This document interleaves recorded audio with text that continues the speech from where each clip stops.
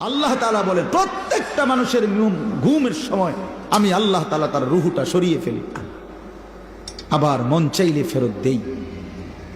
ফায়ুমসিকুল্লাতী ক্বাদা আলাইহাল আজাল ওয়ায়ুরসিলুল উখরা ইলা আজালিন মুসাম্মা। আমার একজন আত্মীয় ছিল, আমার দুলাভাইয়ের চাচা,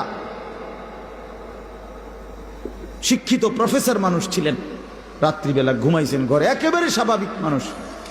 সকালবেলা দরজা ভাঙ্গা খুললে বাইরে করছে মরা লাশ, ঘুমের মধ্যেই চলে গেছে।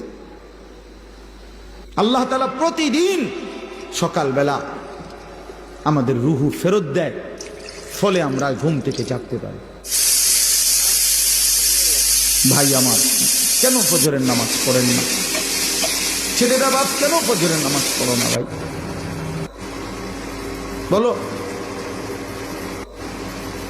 আল্লাহ তাআলা ফেরত দেয়। আপনারা একটা জিনিস চিন্তা করে দেখেন, 1 মিনিট তাহলে বুঝবেন সবাই। আমরা যখন ঘুমাইতে যাই প্রত্যেকেই 10 মিনিট, 20 মিনিট, 5 মিনিট, 10, মানে একটা লগ কারো ঘুম আসে না, ঠিক কি না বলে?